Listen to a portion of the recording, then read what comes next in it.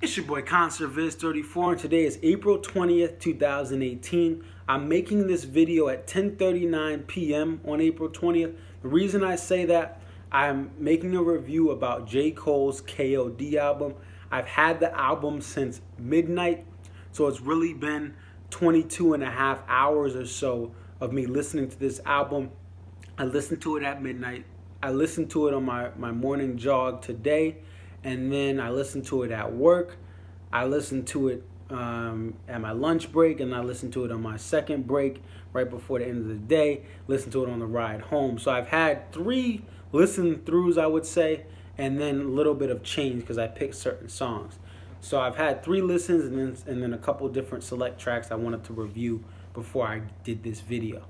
So the rollout, just like the last 2 J. Cole albums, really no promo and also no major features.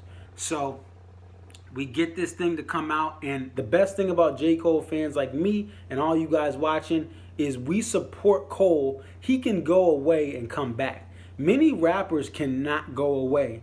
Look at Fetty Wap. Look at Rich Homie Quan, although he had a great album, I think his last album that just came out. But rappers that go away, another rapper takes their lane. No one takes Cole's lane. Drake has his thing, Kendrick has his thing, but J. Cole always sells out arenas. He always goes platinum. And that's very impressive for the current hip-hop market, especially to be someone that doesn't gear his music towards the radio. So he's one of the few artists that can do this. You know, Beyonce's had great success. Jay has had a little success, really having stuff just pop out with not much promotion. But other artists that have tried to do this, they failed or they flopped.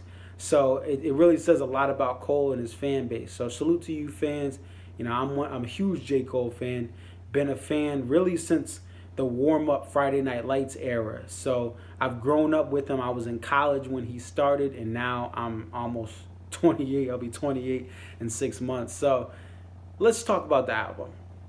First thing I noticed, there's an operator or a female voice that's kind of popping in here at certain parts. This reminds me of Tribe Called Quest, Midnight Marauders. It also reminds me of the Black Album. You have L'Album Noir. I took French for like 6 years. I still can't do pronounce stuff right. But so you have the Black Album, and then the Red Album with The Game. You have the same thing. You have this female voice that's guiding you through. Now, this KOD is said by the female voice, I believe, twice. Maybe there was a third time, but it's like kind of at the beginning of the album, at the end. But there is that type of female voice narrating for you here at the beginning and end. The best thing I like about Cole that Kendrick doesn't really do, although both of them have their messages for the youth, and I think both of them are great influences for the youth. But the thing that really frustrates me about Kendrick, just simplify your message. The reason Martin Luther King was great, he simplified his message. The reason Jesus Christ was the GOAT preacher was because his message was simple. The poor people could understand him. The prostitutes could understand him. Kendrick has so many different things. You have to rewind his album. He re-released his album backwards. You have to hold up the album to the sun, and there's some cryptic Illuminati note that's on there. I don't like doing all that. I like a little bit of subliminal stuff. I like content that is layered, that I hear different things every time I get to the first 5 listens. But I'm sick of this Kendrick, and all his fans have these theories. Oh, it's this. This is not Game of Thrones. You don't throw these theories out. L+R, whatever that joint is. Shout out to Game of Thrones. But I don't like that about Kendrick, even though I love his music. I just don't like the subliminal and the theories. Cole just sits down, and he's literally done this for his live shows, Forest Hills Drive. He's just sitting down and having a conversation. Many of his fans are going to be younger brothers or sisters, so he's talking to them. He's sitting up here, and they're looking up, just trying to get this knowledge. Other fans like me, I'm 3 or 4 years younger than him, so we're kind of like peers, but he's a little older. And then he has fans that are his age and slightly older that just like his content. They're trying to just get his content, even though they're the same age. But Cole on this album is just talking to people that want to hear more than just the standard stuff in rap. He's reaching them directly. There's no games, there's no gimmicks. If you listen to him, you will get things off the back. You don't have to play the album in reverse. So he talks, addiction is the biggest theme of this album. And Photograph, talking about how he Instagram, models type of idea of life now. We have these dating apps. We don't really meet people in real life anymore. The first time we see them is a photo, and then we have to meet them in real life. So he talks about that, and that has to do with love. He has to talk about people addicted to his money and his success and cutting them off. People addicted to money, ATM, being motivated for Motivate. People being addicted to kind of having side chicks, Kevin's Heart. This issue of taxes and how the government doesn't spend his money the right way. And then he gets to the end of the album, and it's really about drug addiction, alcoholism, and he really touches on those things. And then he closes off the album 1985 with really talking to the young heads and how their mindset, they're addicted to the clout they get, into the money and success and the cars, versus thinking long term about their content. ATM is an interesting thing I want to talk about. That is track 5. I thought the repetitive nature of the song, to me, was whack at first. But then I saw the music video earlier today, and that actually, the music video, people say, oh, wait for the video to drop. But this is truly an example of the video making the song better. I like the music video being added to the lyrics versus just listening to the audio only, because I thought it was just a skippable song. And listening back, now I appreciate the audio more. And one thing I wish about this album that Forest Hills Drive had was the hooks here that he repeats. And he's been doing this since Forest Hills Drive. He's done it before that too, but really that was when you start to see it become a very big part of his songwriting.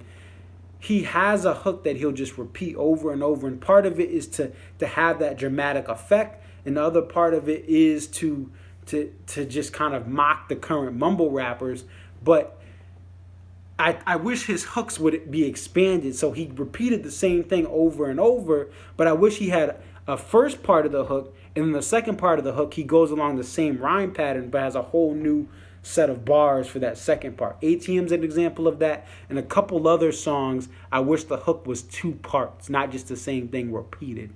That's one thing I think that J. Cole could have improved upon. Another thing I'll talk about that I wish he could have improved upon is making these songs bangers.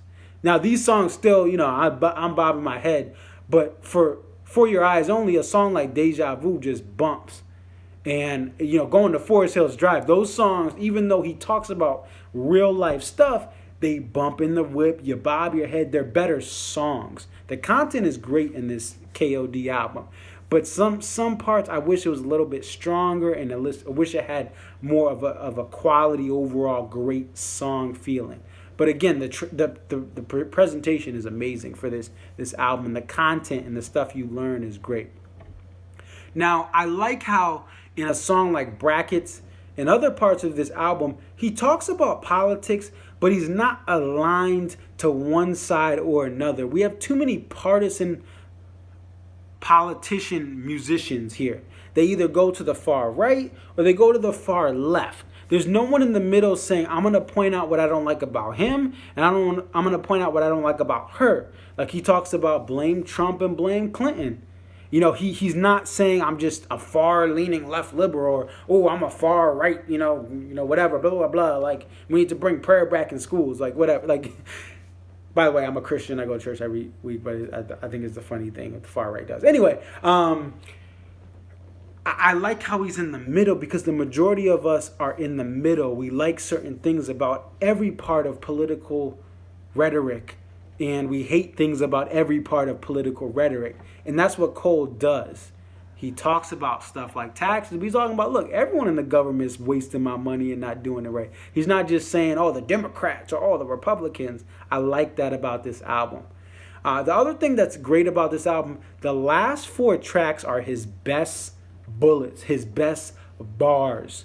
And this is something that you don't see. A lot of albums, they phase out in the last couple of tracks, or the last track might be really, really good, but the songs leading up to it are mediocre. His last 4 songs, just they come out, guns blazing, ready to go, and they're great. And the content you get from it is great. And the ending, let's talk about the ending. What I like about this ending, and again, if you watch my videos, I think less is more. Give us wanting more, cut it to a certain point, don't overdo it. I'd rather have it be underdone where you're wanting more than you get through the album and it's 20 tracks, or Chris Brown got 60 tracks or whatever, and you're exhausted. I like how this album is 43 minutes, and the last song, he finally addresses these mumble rappers going after him, but he leaves it at saying that they'll end up on Love and Hip Hop, and that's it. He leaves that last punchline, then he's out. He could have expanded more, he could have called out more specifically certain people, but what he does is he gives you wanting more. Every great movie should make you think, oh man, I want to see the next one. Like The Empire Strikes Back for Star Wars, you're like, yo, I can't wait for the next one. I was in a live when they had Return of the Jedi was being released. But when I went to the theaters to rewatch Star Wars in the 90s, my theater had these released. I was like, man, I can't wait to come back when they do Return of the Jedi next week. And I then came back and it was dope. But that's what this is. This is like The Empire Strikes Back. It leaves you being like, yo, I want to hear more of what he's got to say about these youngins. And what he does is he's saying, look, I was young too. I made mistakes when I was young. But look, long term, if you want to have longevity in rap, your content has to be able to grow with the fan base, because the fan base grows up. People that liked hip-hop in the 90s, those people grew up. People who liked hip-hop in the 2000s, they grew up. And many of those artists that had of-the-moment, hyped-up stuff that was immature, they can't even sell out your local club of a capacity of 200 people because the content was at one part and the fans outgrew it. And this is the issue with a lot of these young rappers. And this is kind of an overall theme. I tell people who hate, oh, I hate this guy. He has a ghostwriter. I hate Drake. I hate XXXTentacion. I hate so-and-so. Well, now Drake is going to be around, but some of these young mumble rappers, don't even bring up their name. The more hate you bring to them, the more clout they get. And I like what some of these young artists are doing, and they're very creative as much as people want to knock them.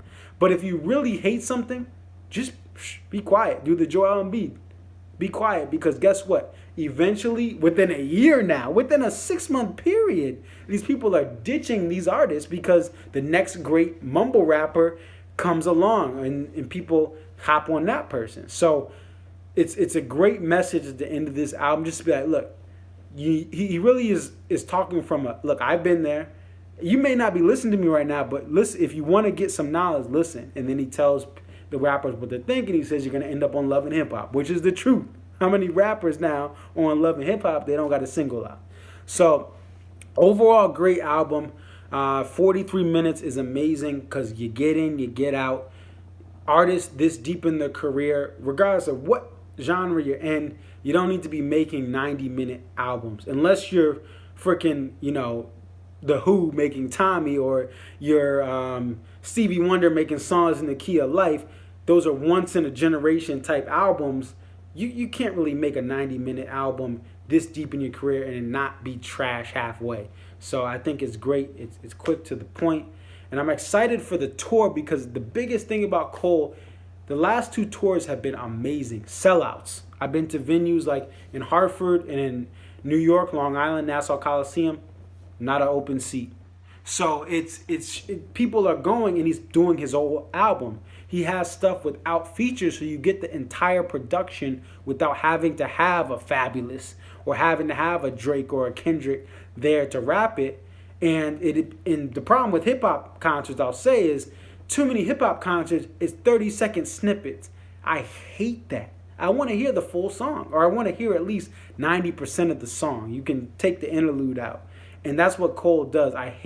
This is why I don't go to many hip-hop concerts, although I love hip-hop. Because these great rappers just do 30-second clips of their songs instead of picking their best 22 songs or 30 songs, because hip-hop songs are short, and then doing those best songs. So pick your best 25 songs and do them front to back. I wish that was more of what hip-hop did. But definitely like, comment, subscribe. It's your boy Concertviz34. I am out.